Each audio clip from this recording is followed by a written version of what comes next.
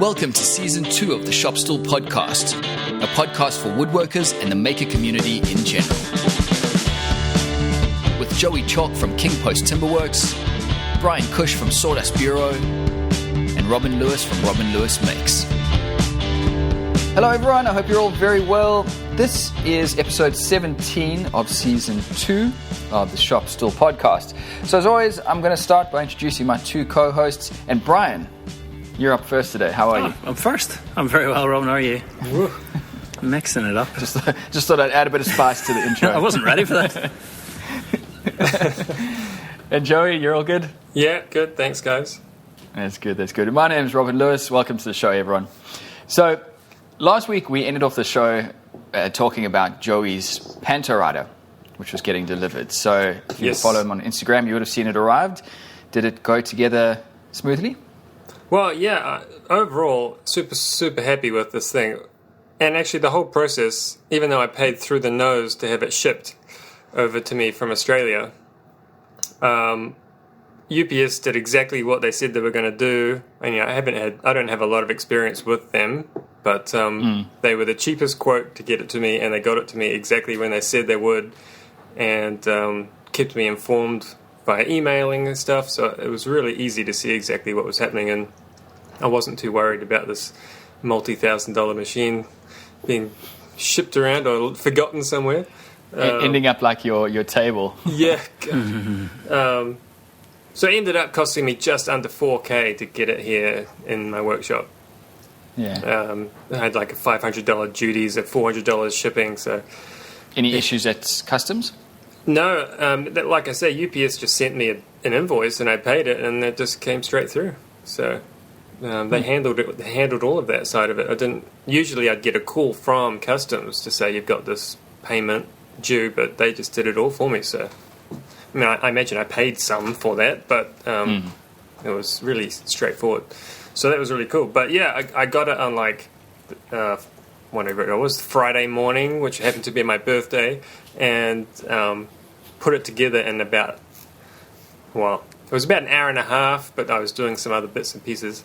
But I had my first cut done inside of an hour and a half, and so it's just super easy to put together, straightforward. The night before I had watched a video about just kind of using it, and I understood a bit more of what I had to do to make it work. And so with that kind of 15-minute video, with that knowledge, it really made putting it together so much easier.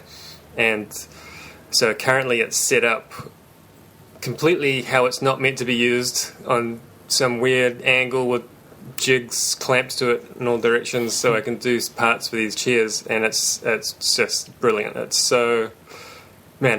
such a game changer, really. People talk about dominoes being a game changer, and when you get one, you're like, oh yeah, right, now I can just make these frame panels or have no alignment issues and stuff like that. But for me, this is like a whole other level where, man, it's just, I can see I'll use it for just about every job that I ever get. The joinery is so perfect, and it's so easy to, set up your boards and have your orientations and everything, and it just works right off the machine. So bam, perfect joint. I set up the finger joint jig on it, which I've never ever cut a finger joint because I can't be asked with all the jigs. And I set this one up, and in about 12 minutes I set it up, made a cut. First cut was perfect, finger joint, and I was like, right, that's it. Don't have to do that again. Fantastic. But I will definitely be using finger joints for things in the future. But it can do dovetails as well, and I'll probably do that use that for all my drawers in the future, because you can do variable space dovetails. It's not just one after the other. So the only thing I didn't get, there's a couple of little issues. I didn't get a dovetail bit with the set, so I have to buy one of those. And weirdly, I guess it's some American thing, all the bits have an 8mm shank. So the router that I got comes with an 8mm collet, which seems to work fine. One of the bits in the set is a quarter inch or 6 point whatever mil, and the collet for that doesn't fit, and the bit slips. It doesn't actually tighten down on it, so I've got to wrap some tape around the end of the bit to make it kind of grab enough. So it's a bit annoying that because it's a good size, the 1/4" bit's a good size bit, but. So the bits for it, Joey, they all have extra long shanks, do they, to allow you to? No, not crazy long. The shank is probably 25 mil, and then you've got 70 mil of cut. Okay. And they're really nice bits too, super nice. And they came included for that price, or they were extras? Yeah, they did. I didn't expect to have any bits. I thought maybe might get one crappy kind of straight knife or something. Yeah, but I would have just assumed it would have been the bit, because it's just regular router bits, isn't it? Or they're special penta you meant to router use an upcut spiral bit, and you don't get tear out and stuff. And but I got 3 bits: a 1/2 inch, 10 mil, and a 1/4 inch, and they're brilliant. And it's so bloody easy to use. I can't believe it. It takes a bit of getting used to, but yeah. In terms of the setting up, are there a lot of parts that you need to put together? It's a big box of parts, but all the difficult connections have already been made, and it's just a matter of bolting assembly A onto assembly B, and all the little bags of nuts and bolts are labelled, and you just take the right set of nuts and bolts and screw part A to part B, and then suddenly it's finished. You're done. And that doesn't affect your alignment, so your tolerances aren't affected by how you put it together. There is an allowance, so everything's on the machine is based off working to the center of your workpiece, or the center of the machine. And once you set up the machine and you put a centering bit in the router bit, and then you scribe a center line on your table relative to how it's set up. So presumably after that point, if you ever had to take the router back out, you would probably have to redo that and just make sure you're bang on center where it should be. Other than that, I mean, once you've got your center line on the little table, everything's relative to that center line. And it is stupendously easy. It's ridiculous how easy joinery is. It's like you could give it to like a school kid and they'd make the best furniture you've ever seen. What is the router that it comes with, Joey? That's like it's some random brand you've never seen, because the American stuff's a 110 volt. The Australian guys have sourced, it seems, they switch it over. They've sourced like some random Russian brand. Okay. Known for their quality. Yeah, it must be. It sounds good. Yeah. Like it doesn't. It seems to work fine so far. It's variable speed. It's a weird looking. It's not a perfectly round router like you'd see most guys using. Okay. It's kind of like, it looks a bit like a handheld trim router type thing, but it is a decent, powerful motor. Yep. And we'll just see how that lasts. It's even if it's a Russian router, it's probably a Chinese motor in it anyway, isn't it? So yeah, well, exactly. You would imagine like for like. So. Yeah. I imagine nothing's made in China and Russia, really. Yeah. So, $1 million question then, as someone who has neither a domino or a penta router. What first? Where should I go? Obviously, the price is, now knowing what I know, I would go panta router and then buy a biscuit joiner for doing things like glue ups if you want something to be aligned, or even just a doweling jig or something if you had alignment issues. It's so far above what a domino can do. It's not funny. And from an ease of use perspective, like as someone who hasn't used either, those joinery techniques, I don't know how they work yet. Am I going to be looking at the panta, because obviously you've got a lot of experience with the domino, am I going to be looking at the panta router going, I actually don't know how to use this to make the most out of it because I've never worked with something like this? I didn't know anything about it really, and I'd already bought it, and then I was like, I better watch a video about how to use it. And then I was like, oh, right, that's great. I didn't know it could do that. And really it was that watching that kind of 15, 20-minute video the night before I got it, where I was like, oh, okay, I can do all this. And then it just made me, when I saw the templates in the box, I was like, oh, I know what that's for now. I was going to save that for a rainy day. We don't need that right now. But knowing now, I've had to jump straight into doing super complex stuff with it, with this compound weird angles. And just working that out, it's so easy. And because it all works off a center point, I can make a jig. And as long as my jig's got a center line that I can line up with the line on the panta router, I can clamp my jig onto the panta router table, and everything's repeatable exactly the same. So at the moment, I'm making these weird angled notches in the back legs of these chairs, and I just have a jig clamped down to the panto router, and I'm just swapping the legs out one after the other, route a notch, put the next one on, and just going through the stack of 24 legs. Interesting. So that's really cool. I imagine the cost would only come down from here. It's only going to come down. So yeah, I don't know. I don't know if it will come down much more than it is, given what you get. I was pretty surprised how much you get in the pack for the jigs and stuff. Like, when you look at the machine, there's actually not much to it, which is good because it shows how simple the machine is, and you can see all the mechanical parts. You can see if something's going to wear or whatever. Like, you can see, you can fix it.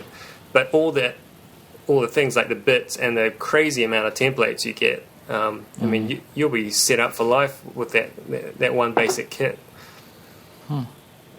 So I'm, at this point, super happy with it. Of course, I haven't put it through its super paces, but it's certainly being used already, and I'm trying to get the hang of using my left and right hand at the same time, and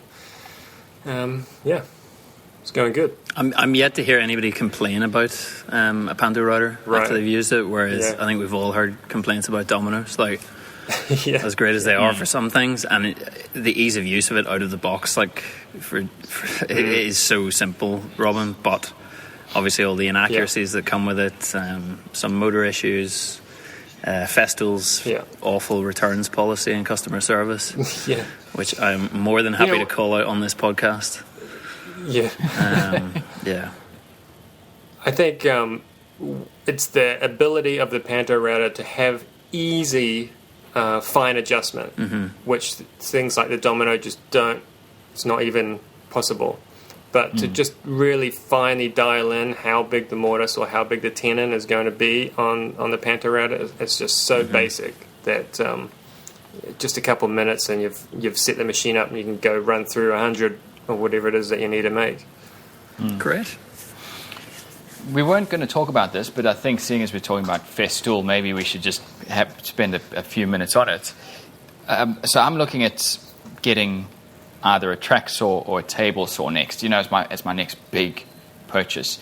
In talking about Festool, obviously the Festool track saw seems to be the gold standard. Having heard what you just said, and the rolling of the eyes, which no one can see, would Festool with their track saw not necessarily be the best way to go, in your opinion, Bryan? Personally, not for me. I bought one years ago. I had issues with the motor in it after 1 year and had to do a Festool warranty claim on it. I mean, it's fine. Like, Festool don't make crap stuff. They make good tools, but their customer service is appalling, in my experience. I've had to deal with it 3 times, and all 3 times have been so painful that it just... If I have to replace one of those tools outside of warranty, I'm not going to buy another Festool product.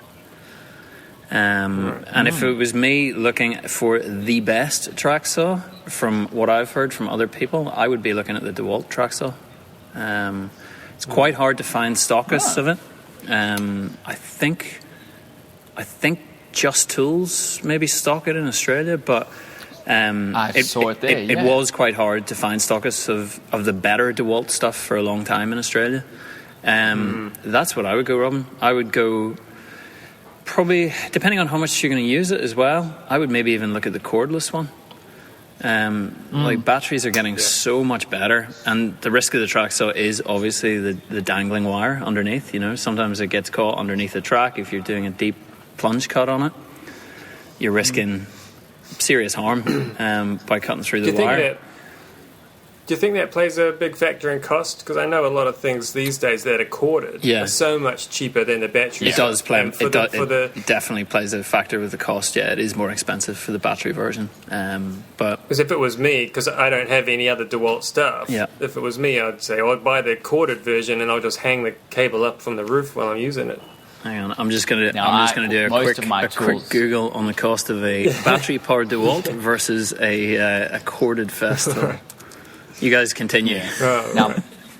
Most of my tools are DeWalt, and I'm slowly switching because my drill driver is DeWalt. Right.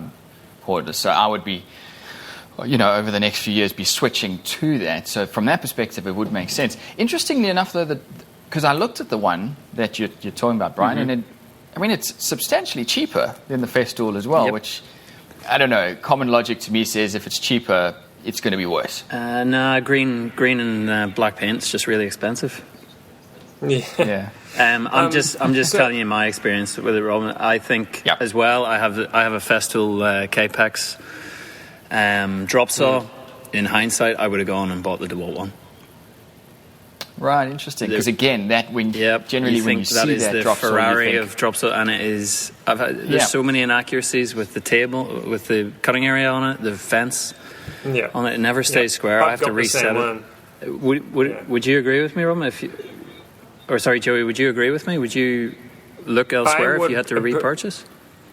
Yeah, if it was me, I would have, because I had the older style Makita, which had the big heavy castings, which was really good. Some of the newer ones, I think, are just aluminium and they're no good. But if you can find the older, heavier casting Makita, I would go back to that. Yep. Because, like just the other day, I was trying to set a compound angle on the Capex, and the whole arm, which holds everything, pivots off when you're doing like a bevel cut. The whole lot had like 2 millimeters of flex in it. And I'm kind of trying to have to allow for the flex that's in the arm that's holding the machine up while I'm trying to cut an accurate angle. And I just thought, this is silly. This thing cost $1 gazillion. And I've got all this play in it, I never had that problem with the Makita. It was solid as a rock. So also the harder, if you're working with harder timbers, that play matters a lot more because the blade kind of wants to bounce out of the wood, and I find the play can sometimes be like you're talking about 2 mil. Sometimes I can find that it's 2.5, 3 mil. If I'm doing a long cross cut at full extension, and it's just it's not really good enough. I don't think for a brand of that supposed quality. Robin, I have found, I'm going to name drop, Total Tools, $1,000 for a cordless DeWalt track saw with a 1.5 meter track and 2 batteries and a charger. 3 year warranty. That's good. I would say by the time you're including a track into the Festool package, I'd say you'd be looking up about 1,600, 1,700. I would think. Okay. That sounds about right. But that's just the advice that I would give. But there are so many things that you can do with a track saw that you can't do with a basic table saw. The main thing that I'm using that table saw for that I can think of is rip cuts, which I use my bandsaw for most of the time. Cross cuts, obviously, that's what the track saw is for. Then you've got your other stuff like cutting dados and grooves, and from that perspective, I think there's other ways around it, but you're never going to have. It seems like you're never going to have as easy a time as you would with a table saw. But there are those other ways around it. So, I just still haven't been able to justify. Because if I was to get a table saw, it would be the Sawdust industrial cabinet. Yep. Like the real. That seems like a really good one. Obviously, want to go Sawdust for obvious reasons. I would love to go panel saw, but I just can't afford nor justify that. But with that double, if not 3 times the price, can I justify spending that on a table saw when a track saw would do the work most of the time? Yeah, it's interesting. When I think of track saws, I mainly only think of breaking down sheet goods with it. I've never really thought of a track saw being used. For example, like you said, you do ripping on your bandsaw, but often, almost always, you're then going to have to joint that or whatever. And sometimes it's just a pain in the butt. Whereas if you can rip, say, 4 mil off a piece of solid timber on your bench saw, a table saw, it's way easier and quicker. Just shift the fence and zap, and then you've got a really good finish already there. Yeah. Whereas you can never do that. I don't think you could do that with the track saw easily or safely. Trying to rip, say if you've got like a piece of 50 by 50 and you're trying to rip 3 mil off the side of it, you can't even see it, you can't hold it, you don't want your fingers anywhere near it, but you can do that on a table saw. Yep. So my gut feeling would be that I'd go for a track saw when I'm trying to break down more sheet good type things, But then it's also down to your space. Do you think you can fit a table saw there? And, it is another work surface, but it's also, you need to be able to stand in front of it and push work past it. So, yeah, which is true, especially in an extremely uneven workshop that is quite low down on the flood map. So come summer, there's always a concern. Yeah, is this the shop where I want to put my $3,500 table saw? I don't know. Yeah, for that price difference, for $1,000, man, I'd probably start off with that track saw, and at least you have the ability to make dead straight cuts. I would say my best piece of advice for the track saw, Robin, would be make sure you get a couple of blades for it. Get yourself a rip cut and get yourself a cross cut, because it's not really like the table saw, like the combination blades that people just leave on table saws and do everything with.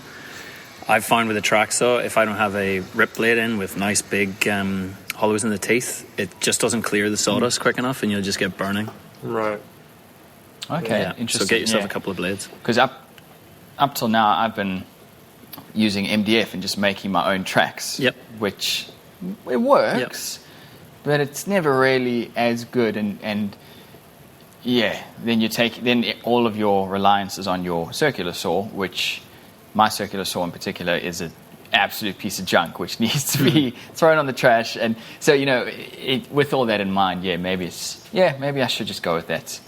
In theory, I guess you the other week, whenever it was, you made that countertop, your island top out of that beach, and I think you got the guys to dress it for you. Is that right? Yeah. Now with the track saw, and you could throw those bits through your thicknesser and then rip straight edges on them and glue them up yourself. Straight off a circular saw. Yeah, well, that's essentially what I do. Is off my sliding table saw. I don't joint after I go off the sliding table saw because it's dead straight off the sliding table. If I go and then hand feed it through a jointer, I'm probably going to do something funky to it. Whereas and the cut quality with a good blade is good enough to go straight to glue up. So that's how I'd be thinking about it, as using it as a giant jointer for timber that's longer than a meter. Yep. Tell you, longer than you want to be trying to carry. Yeah. Robin, I do. Obviously, I don't have a panel saw, so I've got the Festool table saw, and then I have a track saw. So if I'm looking at jointing an edge on a very long board, like if I'm doing say a 3 meter long dining table, I will do a cut with the track saw, and then use my router on the track and just shave off 0.5 millimeter using a really long router bit, and you get a super clean cut off it.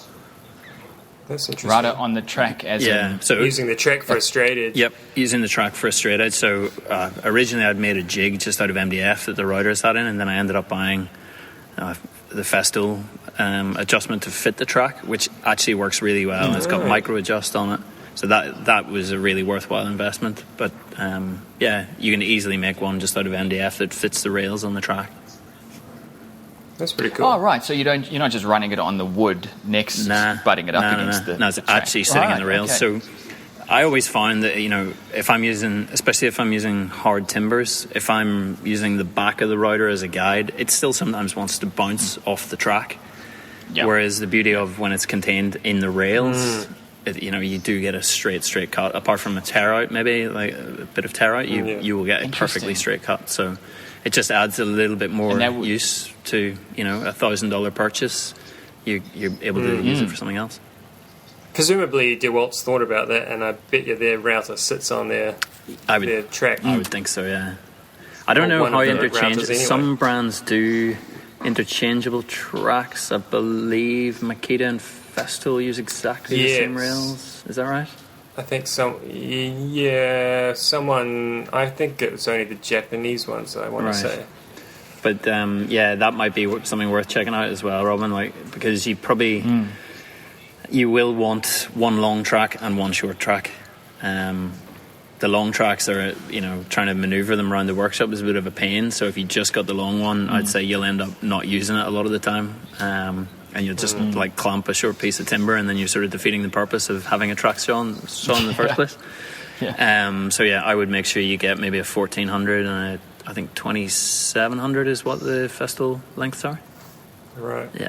Oh wow, they come that long. I didn't realize they made. I think they go even longer, and they do make. Yeah, I think there's a 3. They do make connectors that you could connect. Yeah, that's what I thought. But yeah, I would probably steer away from that. I think there's maybe a little bit too much play in them. Yeah. Introduces an era, especially if you wouldn't want to join if you're trying to joint a board with it, and you've got to join and you drag it. There's no way it's going to be in the same line. Yeah. and getting that track delivered. Yeah.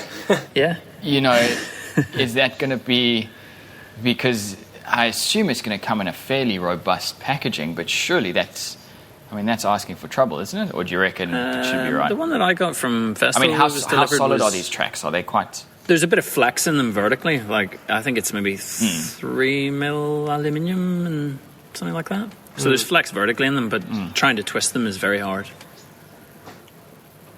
I know there was some issues with the Makita ones in Australia shipping. I think that was what I was reading quite a while ago. By the time they actually got to people's houses, they had been moved about enough where they were not usable. Mm-hmm. Yeah, because I remember Jordan hated his track saw. Was it Jordan complaining about his Makita one? That's what it was. Yeah. Yeah. That's right. Yeah, all right. Well, I'll probably look into that, because as I say, that's going to be the next purchase. And if you can glue straight from that, that's going to make my life so. It was hilarious watching me trying to maneuver that beach over the jointer. No. And you're asking in terms of delivery. I've just checked out the DeWalt on Total Tools, and it's $9.99 including free delivery with the 1500mm track. So it's pretty good deal. Wow. So buy now, thanks. Yeah. Yeah, cool. All right, so we were also going to talk today about, this was something that Bryan sort of came up with, which I think it's really going to be interesting for a lot of people who listen to this podcast, because presumably a lot of people who do are either looking to improve their existing business or start a business in woodworking. And the three of us all have very different shops. We're at different stages in our career. And depending on where you are in your career, you might want to move to the next stage, so to speak. So, Joey, you are a fully fledged, that's your job. You work, obviously, as a full-time woodworker, whereas myself, I'm doing this on the side from a home workshop. So we thought we'd just go through some of the pros and cons of our existing situation. And maybe that will determine where you as a listener would want to move to next. So, Bryan, do you want to start us off and I guess just talk a bit about your workshop space, how it's set up, and why someone would or wouldn't want to go that route? So I'm obviously based in Melbourne, which has ridiculous rental market at the minute. Like commercial spaces have generally changed into cafes and retail. So a lot of the manufacturing has been pushed to the outer suburbs. So in Melbourne, most of the makers are based in north side. They were in Brunswick and they've now moved Coburg, Thomastown. You're talking probably 15k out of the city centre to get a space. It was when I was working as an architect still, and I found a maker space that it wasn't one big communal space, but they divvied up workshops into various different sizes, and it was based in an inner city suburb in an old heritage building, which it was cheap, but it had lots of disadvantages. Getting on with neighbours, you might have an artist or somebody who sews or somebody that enjoys quiet time as a neighbour, and you're milling timber all day. That's definitely one tricky thing.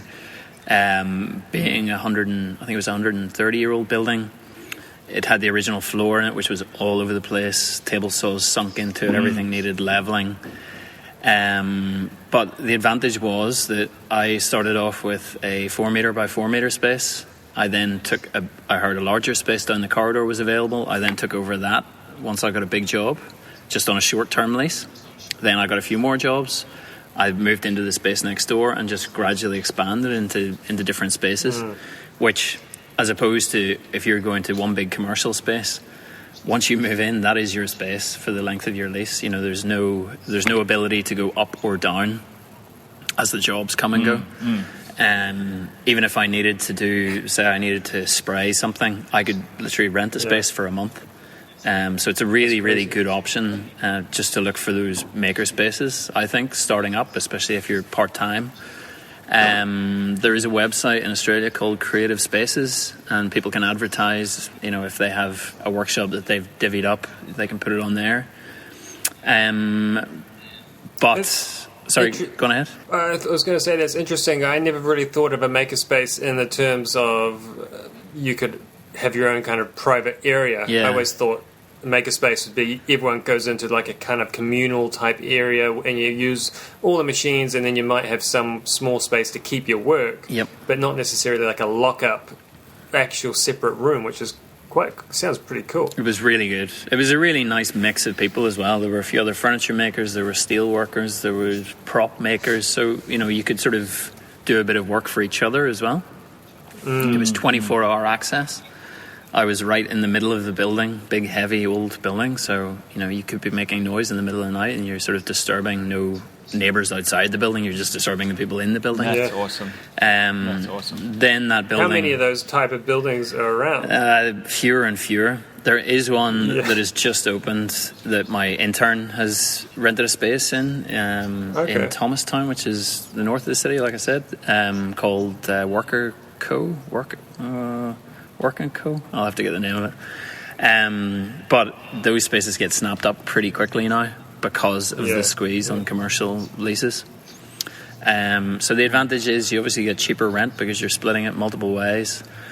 The leases tend to be a little bit shorter. You can't just say I want a 2-year lease, I want a 3-year lease that's going to guarantee your space.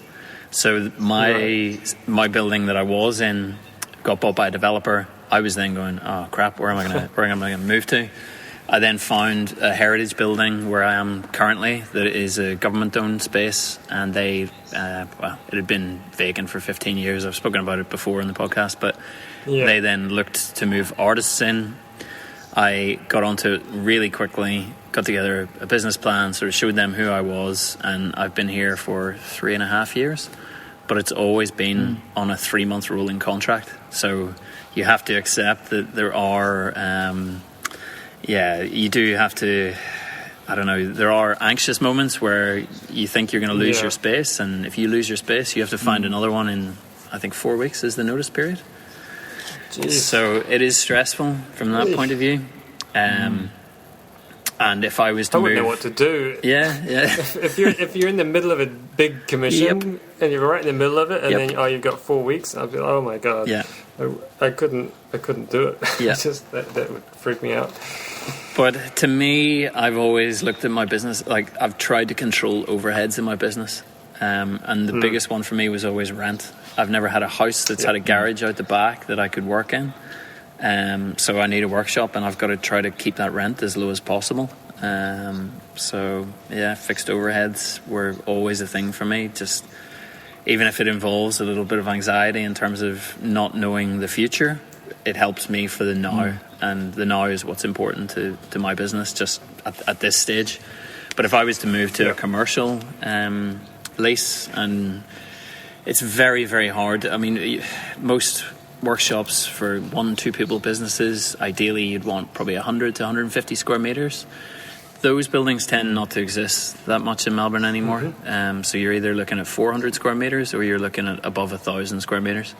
So you've either got to go in as a group and divvy up that space and convince a landlord that he wants to rent to multiple people, which the way the global markets are going, landlords will probably have to open up and look to offering things like that. But it is still a tricky thing, and I would be paying more rent to go into a situation like that than I am now. So the benefits and drawbacks, but where I'm now being a heritage building, I can't make any modifications to the space. I can't put insulation in, so when it's hot, it is hot, and when it is cold, it is freezing cold. You just have to adapt to it. I've got really bad public access, so I'm not the kind of volume builder that needs clients coming through every day.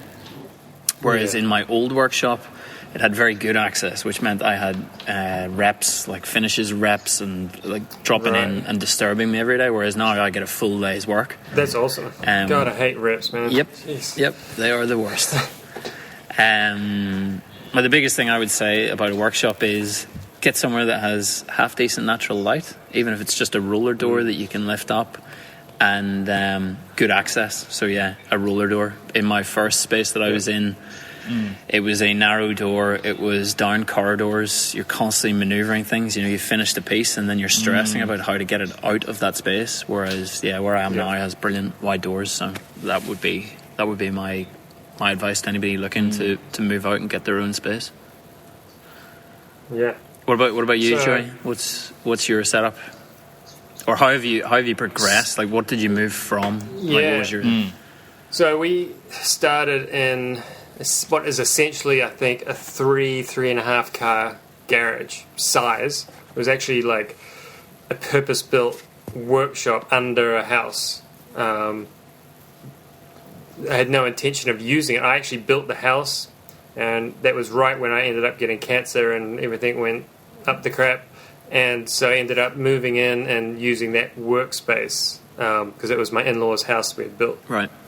So kind of combined my tools with my father-in-law's, who is now in my corner of my workshop here. And so that's where I started the business. So I had access. And it's kind of strange. I think everyone has their own, obviously, specific circumstances where they have access to certain things that other people won't. And in my case, it was that I could just use this brand new purpose-built workshop. Now, saying that, it only had like a 2.3 meter stud and lots of power points. That was a good thing because we'd put lots of power in, but it was not big enough to be making furniture. It was great to start out in, and I think we spent 2 years there.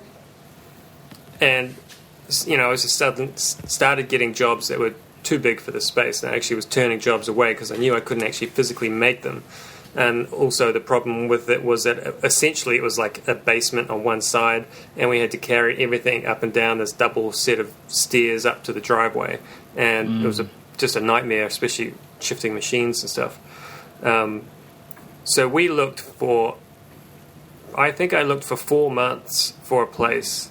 And like you were saying, the only kind of commercial space I could find for lease was 100 square meters, and I think they wanted about $14,000 a year for it. And I was just like, I don't think I can make that much money. Like, this is insane. So we looked way further afield. Where I am now, I'm an hour away drive from the city centre, but we managed to find an old workshop that had been sitting for 10 years, abandoned essentially, 200 square meters, and it was cheap as chips compared to anything that was going, so we bought it outright. You bought it? Oh, amazing. And yeah, we just bought it. And of course, it's been sitting for sale for years, and the day we put an offer on it, 2 other people put an offer on it as well. And so we had to convince them to sell it to us and not the other people. Which they did. So for us, it was a massive kind of family decision with my wife as well, because we're going to move an hour away. We're going to move somewhere we don't know anyone else there, and going to kind of shift our whole lifestyle is going to change. And so it was a lifestyle change in order for me to be able to get the workspace I needed. And so that was quite a massive kind of upheaval of everything, because we were living in a little 40 square meter apartment in the city centre, and then suddenly we're out in essentially a very rural area. And the good thing is that we could make changes to this. We own it fully, and the downside to that is that it needs work on it, and there's issues with whatever. We had to put a new roof on it, and we had to put new drainage in and a driveway, and we had to paint it, and had to fix the lights and all of that goes with that. But I think when we were just getting into this subject, my first kind of thought was that you need to do whatever you need to do to be able to make what it is you want to make, have enough space for that. But like you said, Brian, the overheads is absolutely the key thing. If the overheads are just looking crazy, then it will be crazy. You can't fool yourself into thinking you'll be able to afford the overheads, and you can't say to yourself, oh, I'll just make enough, I'll just work harder, I'll work more hours. It's not how it's going to work. You have to be able to like really show that you can earn whatever it is you need to earn a week just to keep the lights on. And where I am now, like we're at a comfortable point now where it's working. For the last 5 years, it's been a struggle to actually keep those overhead costs at bay and make enough money to buy some food. There are times where we just aren't making money because that's the way that it works. But the overhead costs don't go away, and without having some allowance for that's a stressful time. So I think my advice is you need to upsize. You need space for this kind of work, but you need to be able to afford it. Like it's a sad juxtaposition, but it just is what it is. So I would say don't overcapitalize on, don't just take the brand new building down the road because it's available. But like I work in the 1960s. Like Brian, this thing is leaky and cold and hot, and the floor has a huge slope on it from front to back, and nothing sits level. But we live an hour away from where most of my clients are, but we can actually afford it, and it seems to be paying the bills. So it's a big lifestyle change to get where we are. Now, as someone who works from home, I constantly look at you guys in your commercial spaces and think that's the right way to go. Like, working from home in a home workshop is great. There's a lot of pros. The ability to own the building and do what you want, especially because a lot of my work revolves around YouTube. It's really nice to be able to personalize your space. That's a fairly big thing. But I would love to be able to take this work off-site because I don't know, it just feels like you're legitimizing what you do massively. And you're also you're able to separate it, and not in a bad way. It's not to say that it's you need to work when you work and be at home when you're at home. But we are so hardwired and programmed to work during the week, Monday to Friday. When you start to grey that line, it's not only the fact that you are interfering in your personal life, but your personal life then interferes in your work life. So you just have this horrible grey area, and I'd love to be able to get away with it. I think get away from that. The way I am now, I am underneath my house, so just above my head are the floorboards to the living space. So my family is literally right on top of me when I work. We've just done a big renovation, and in hindsight, we kind of missed this. My lounge sits right above the workshop, so I got to wait for everyone to go out before I can do milling. Right. But that's a perfect example of where those little things, that's interfering with what your goal is, what you're trying to achieve. Yeah. It's beautiful to have the space, and it's my space, and I can come and go whenever I want. But then obviously you've got all those other things. Like I live in a suburban area, so neighbours is something I've always got to consider. I mean, I went to the extreme with this shop. These are breeze blocks or concrete blocks, core filled. So I've got 200 mil worth of solid concrete around the whole workshop. The windows are acoustic windows, so I've gone to as much effort as I can to keep the neighbours out. But you're always, I can see my neighbour's house from here. They can hear the noise when I work, and regardless of whether I'm working in and out of the council approved work hours, you're still that arsehole running a thicknesser in the middle of the day. That's funny. Again, in a commercial space, that's not a problem. Listening to you talk, Brian, about having to be concerned about your neighbours in a commercial space, that would drive me mad, because that's the benefit of a commercial space. Yeah. I must say I felt a certain amount of freedom when we first moved in here, and I had like the big roller door open and the thickness of right by the front door, and I was just putting, hooing bits of oak through it, and it was making such a racket and a mess, and I just didn't care at all. I don't care if you're walking down the street, I'm allowed to do this right here. So Yeah. Yeah. But to take the step from here to a commercial property, that, as you guys say, with those overheads, you could end up screwing yourself over so badly. Yeah. So what I didn't mention about my setup is that the section I've got is actually reasonable size, and the whole front half of it is essentially workshop, and the whole back half was just an empty lot which all the neighbours used as a car park. And so we borrowed $100,000. That was as much as we could get, and me and my dad built a 65 square metre little living quarters, little house out the back behind the workshop, and that's where we lived for the first 2 years when I first moved here, and so that saved us. So for that same price of the workshop and the house was still cheaper than any other house in the area. Mm-hmm. By the time we built and bought the workshop, we were still probably half the cost of buying any other house. So it worked out that way. And so now that we've shifted off to our other house, we're actually renting out the small building behind. I actually kind of want to get rid of it because I want the car parking, but I will lose quite a bit of money. No one's really going to pay me what that little building's worth. We made it so you could pick it up and put it on a truck, but I'm not going to get $100,000 for it. So at the moment, renting it out is a better option. And so that's also like a business decision we made early on that is a probable outcome for that building. And it was like a long-term play in terms of helping the business with dealing with those overheads and dealing with our weekly income as well. So that we knew there would be a time of struggle where we're not getting any of that income, but now it's coming in and it's actually making a big difference.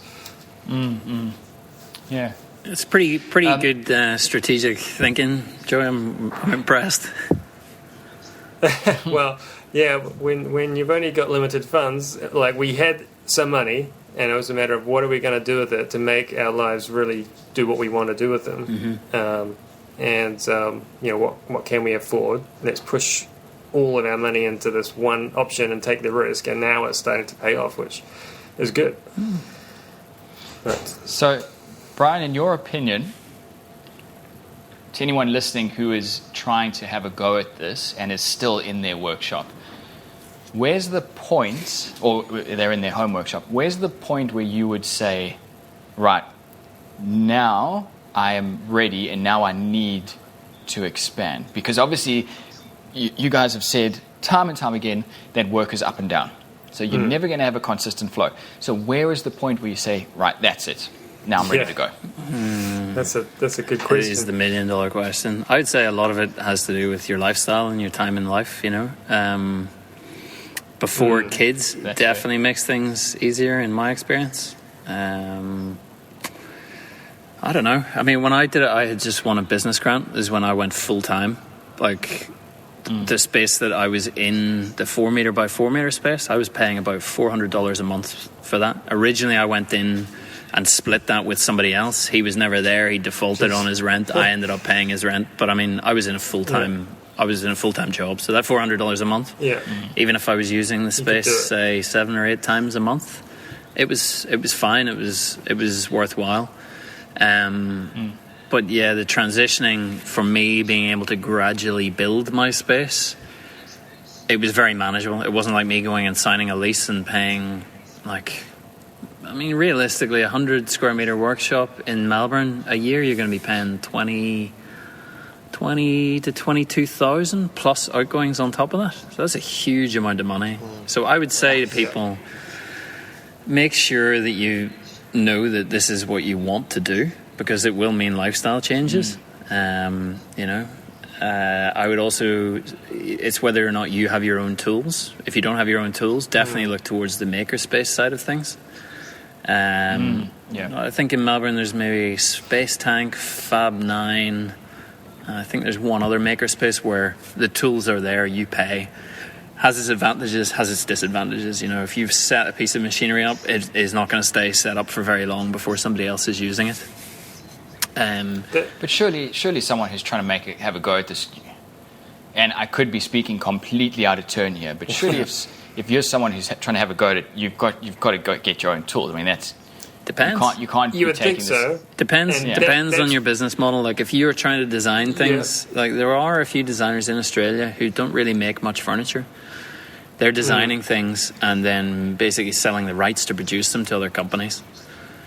Yeah. Personally, not for me. I wouldn't get the satisfaction out of it, and it's hard to make decent coin out of it in terms of the rights. But I don't know. Maybe if somebody is an architect or an interior designer and they want that as a side hustle and just some extra income, then the makerspace probably does work in terms of, you know, you create a prototype, like a one-to-one prototype, then you show it to retailers. It's just the retail model does not work for me at all. But it depends what you're looking for, Robin. So I would say you either have to go the makerspace route, or you have to look to slightly quirky, unusual buildings, or move out of the city a bit. You really have to hustle and sort of keep your ear to the ground.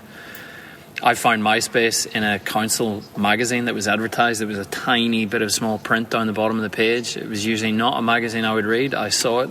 I applied for it that night. I inspected it the next day. I signed the contract the following day. So when you find something that feels right, I think you do generally know. I don't know. I believe in intuition around these things. There is no perfect moment, but if you feel as though it ticks enough boxes and that you are covered financially for it, that you're not going to expose yourself, then I think you just have to do it and get on with it, but be prepared to make lifestyle changes. Yeah, for me, I think the point of when you say I'm ready to do this would be when, for me, I looked around and thought, I've got at least an average version of all the tools I think I need. Yep. I don't have the best of. I might have the best of one thing. Yep. Maybe a set of chisels, and I might have a good couple of hand planes, and then I looked around and I've got an okay drop saw, and I've got an okay set of drills. I've got enough where I know from the work I think I'll be doing, I think I've got all the tools I need, so that's like checked off. And now have I got enough space? Probably not. Probably need to move up from a single or double garage, whatever you happen to have. That's when I would say it's time to look around and be a bit more serious about what you're going to do. It's a really massive mental leap. Oh, I remember huge, yeah. the day I think the website went live, and I was like, right now I'm a furniture maker, and I walked into the workshop and I was like, crap, I don't know how to make everything. What if someone asked me for one of these things I don't know how to make it? and that's actually what prompted me to learn a whole bunch of stuff, because I said, right, what if someone asked me to make a cabriolet leg? And I was like, I actually thought that, and I went, holy crap, and I went and learned how to make a couple of cabriolet legs, and I was like, right, done that now. And funnily enough, a month later I had to make one, which was crazy, but you know, so that's where I really freaked out about the fact that I didn't know how to make a whole lot of stuff, and I really taught myself a whole lot of techniques because I thought people might ask for them. Of course, no one ever did. But as someone who works in a home workshop, if I ever move from this home, I will simultaneously investigate the commercial spaces as well as what I can do on the property at the same time. Just because I feel like it's a good move. Having a house with a nice workshop on the premises, preferably detached from the house. The detached, awesome. Amazing. Would be nice, and I think that would be a good thing. But depending on where I am from this point going forward, I could see myself taking the hit on that commercial property, and that commercial property will define the house that I would move into. Yeah. You know, the costs would affect the house that I'd move into, just so that I could have that real space, that I am now a maker space. Yeah. Interesting. I think it's a good thing to cover. Topic, yeah, because we all have such different ways of operating, and we're all at different stages of our business. But it's questions that I get asked over and over again. People DMing me on Instagram to ask. So I think it's a good thing to cover. Yeah. All right, we'll leave it there for today. So everyone listening, I hope you enjoyed the show. If you did, please go ahead, give it a rating on iTunes. That really helps us out. The Shop Stool Podcast is available on iTunes and most other podcast apps. My name is Robin Lewis. Joey and Brian, thanks very much for hanging out. Take care, everyone, and we will see you in the next show. See ya. See you guys. Bye.